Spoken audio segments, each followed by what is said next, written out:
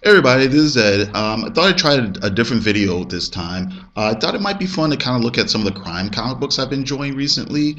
Crime comics have really made a big comeback in the last maybe, I don't know, 10 or 15 years or so. From everything from, well, I don't know what kicked it off. Maybe you could say Sin City, but Frank Miller's Sin City. You've got 100 Bullets from Vertigo. But over the last few years, it seems like more and more crime and thriller and mystery type comics have been coming out from mostly independents, but a few from, like I said, Vertigo and whatnot. Um, I can't say I've been reading them all, but the ones I have been reading, I've really been enjoying. There's other series that I think I kind of missed out on, stuff like Last Days of American Crime with Rick Remender, I guess, that I really want to go look back at. But like I said, I thought it'd be a fun to try to, like I said, talk about some of the comics that I have been reading and liking a lot. I actually bought all these in singles, but I'm just going to talk about the first six issues of each of these series because I believe they're available in trade, and trades are normally 5 or 6 issues or so. So, so yeah, I guess we'll do that. Yeah, we'll do it that way. So, without further ado, let's jump into it. Okay, so let's start with Satellite Sam by Matt Fraction and Howard Chaykin. And again, I have issues 1 through 6. It's basically a murder mystery period piece. It's set in the late 40s, early 50s during the early days of television. And Satellite Sam is this kid's science fiction show. And what happens is the main actor dies, and he dies under kind of mysterious circumstances. And his role on the television show is taken over by his adult son.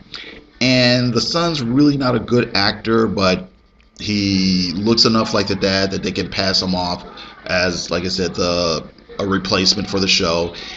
And he finds out that his dad had all these sort of secrets, and he finds out his dad had this box full of photographs of these women in lingerie, and he kind of wonders if maybe this had something to do with why or how his dad got killed.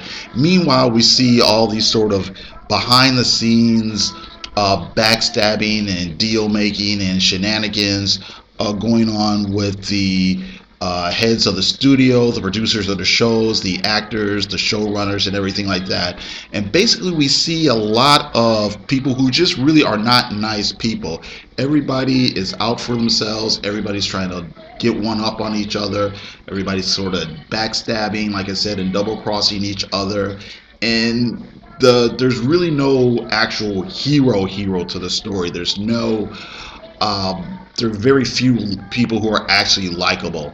But that's kind of the charm of the series. It's actually very smartly written, and even though there's lots of shocking things as far as sex and violence that are going on, I think it's integral to the story. It's edgy, but there's some intelligence done there. You've got some really interesting graphic layouts by Howard Chaykin, and some interesting dialogue by Matt Fraction. I was actually a little bit surprised to see Matt Fraction's name on this, if because it reads really like an old Howard Chaykin story. There's lots of witty dialogue, lots of sarcasm, lots of profanity. The guy in the one of the guys at the comic book stores that I go to was actually telling me that it kind of happened because somehow Mac Fraction and Howard Chaykin got to be friends. But the idea for the series is supposedly Matt Fractions, because he said he always wanted to do a comic book like this because when he was a kid, some store owner refused to sell him Howard Chaykin's Black Kiss comic, which was his kind of like extreme R-rated thing or whatever that came out in the mid-late 80s or whatever. So like this was Matt's chance to do, a modern day version of Black Kiss. Actually, I wouldn't call it a modern day version of Black Kiss, but Black Kiss is really about a lot of cheap, shocking thrills for the sake of cheap, shocking thrills. And like I said, with this, there's an actual story going on. Another interesting thing is it takes a really harsh look at a lot of the racism and sexism and misogyny and stuff like that that was going on at that particular time, and homophobia as well. There's one character is a black man who's attempting to pass as white. There's somebody who works on the show who's a closeted homosexual and he has a sham marriage, and a lot of the sex, it's not, you know, what do I want to say? It's not necessarily romantic love. It's a lot of people doing favors for each other in the back room and stuff like that. So it kind of has this really seedy edge to it. But for the most part, it works. I don't feel like like I said, I don't feel like it's shock value for the sake of shock value. I think it's a decently done comic book, and you're getting all these elements, but you're getting them in a story that's well crafted. So I wouldn't recommend it to everybody. It's not everybody's cup of tea, but if you've got a strong stomach, I would say give it a peek.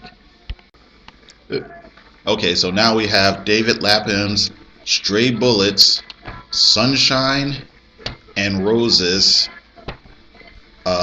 issues 1 through 6. Okay, so Stray Bullets has been around for at least the late 90s. I think it's pretty much a self-published thing, or it was. It was from David Lapham's own company, El Capitan. I really didn't read the previous, or I should say the original volume. I kind of jumped on when he kind of brought it back. It went on hiatus for a while, and he brought it back with the series called Stray Bullets Killers, and that's when I jumped on. And it looks like the way that he's doing it now is it's going to be I guess a series of mini-series, I guess pretty much in the same way that Hellboy is being published these days. So this particular story, it's pretty interesting. Um, we basically have this cast of characters. We have Beth, who's this kind of, I don't know, crazy girl, kind of, for lack of a better word, you get the feeling she's damaged goods. I don't know if that's the right phrase I want to use. It's kind of vaguely insulting, but I can't think of a better phrase to use. She's a little bit off, and she has this new boyfriend called Orson, who seems like he's a little bit over his head when dealing with crime and street life and things like that. But basically, they get the idea that they're going to kind of rob, or they have this plan to steal money from this operation that's being run by this guy named Scott. And there's all sorts of other dramas dealing with other people that are in their circle. There's Kretschmeyer, there's Nina, there's this guy Monster who used to be as a little kid had a crush on Beth, but now as an adult he's one of Scott's enforcers, and it's basically a lot of people lying to each other, people trying to double cross each other, people trying to get the upper hand and take advantage of each other, and a lot of times kind of things not going the way they planned. It's a lot of bad mistake after bad mistake, and it's just really interesting to see how it all comes out. The comic kind of has, for lack of a better word, Tarantino-esque type feel. Not in the sense that it's copying Tarantino or that it's reusing his tropes and things like that. Although there are like little time jumps and stuff. Most part, I didn't mention, most of it seems to be taking place in the late 70s through early 80s. But it's Tarantino in the sense that I wouldn't call it, even though the story is grounded, there are no fantasy elements or anything like that. It's not quite realistic. It's sort of hyper real or stylistic, but at the same time, you buy the dialogue that's taking place between the characters. You believe their motivations and things like that, and he's able to do it in a very compelling and interesting way, even when it gets a little bit outlandish at a couple of points, or where it goes a little over the top. I guess that's what I want to see. There's also another interesting thing here. I didn't notice it at first, but if you look here at the bottom with the page numbering, each issue carries over the numbering from the previous issues. You know, it is not here's an issue, okay, 20 pages 1 through 20, then pages 1 through 20, then pages 1 through 20 again. It's kind of continuous. So obviously, when the story wraps up, they're going to collect it, and they're probably going to keep this page numbering. I'm not sure how long this particular arc is going to go. I think perhaps 12 issues or so. But it's really good. It's really compelling. I find it very interesting. It's like one of my, I'm always really excited to get it when I see it in the comic shop. Okay, so next we have the first 6 issues of Shaft. Okay, writing is by David Walker, and the art is by Bissett. Oh crap! How do you say his name? Bilquist LV.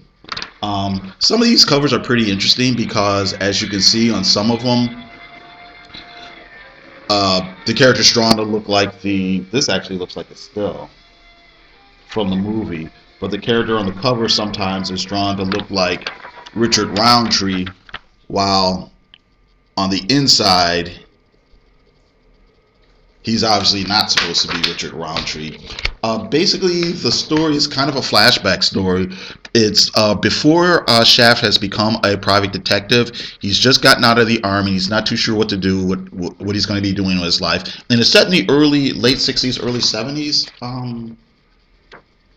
Let's see here, 69, I think it starts. I'm just looking for the year. It actually starts in the opening scene starts in 1968, and Shaft is a boxer, but I think we flash forward at some point. At some point, I think we flash forward to like 1970, something like that. I'm not going to go find it.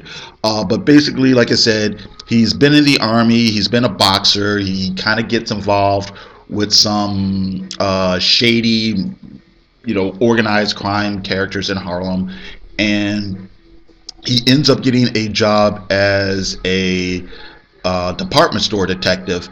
And while he's there, he meets a woman, and then she ends up getting murdered. So he has to get to the bottom of it, and find out, who.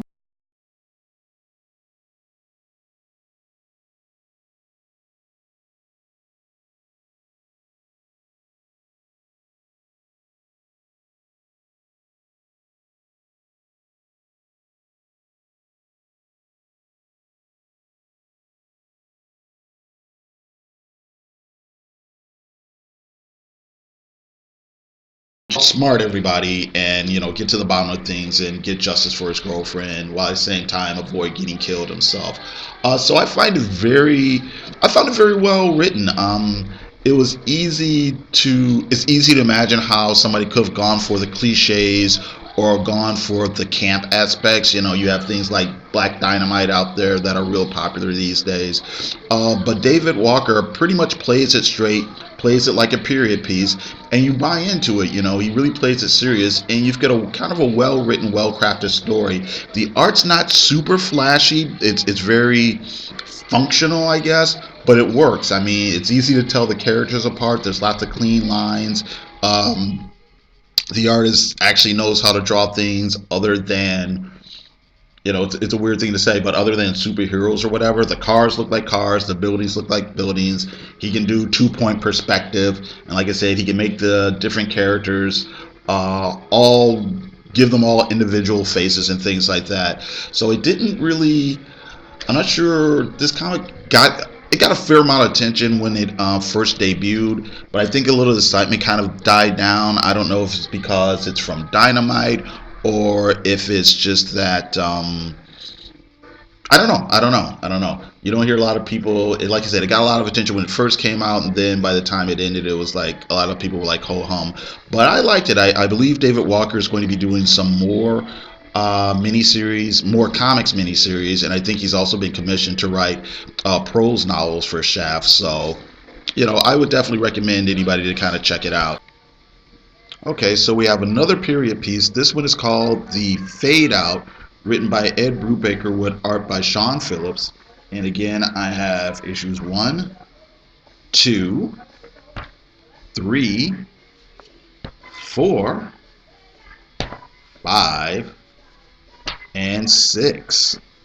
Okay, basically, it is set in the late 40s, the golden age of Hollywood, and the idea is the main character is Charlie Parrish, and he's a screenwriter. But we find out that he's been having writer's block for several years, or maybe it hasn't been several years, but for a long time now. And basically, he has been putting his name on scripts written by his friend Gil,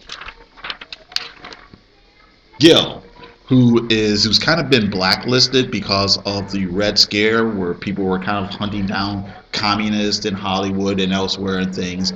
And Gil has kind of turned into a drunk, and he can't get work elsewhere. So Gil writes the scripts, and Charlie puts his name on them. And it's kind of a deal that's been working for them. Uh, Charlie goes to some Hollywood party and he gets drunk. He wakes up somewhere, and I believe he wakes up in the home of an actress who ends up dead. And he has no memory of how he got there, or exactly what happened. And that's kind of mystery, who killed this woman and why. Basically, we get to meet him, his co-workers, people at the studio, his friends, and it really kind of takes a dark look at Hollywood back in that time. You do deal with how the studio bosses used enforcers, how people had vague ties to the mob.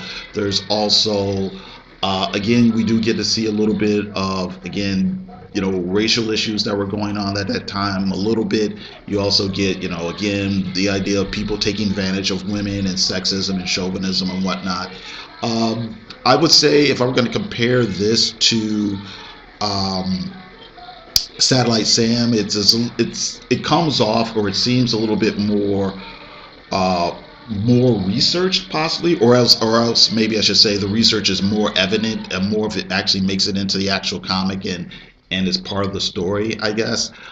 Very layered, very textured. I think you've got a wider variety of characters and character types, and I think it's a lot more complex. The characters seem more like people and less like stock characters in a thriller.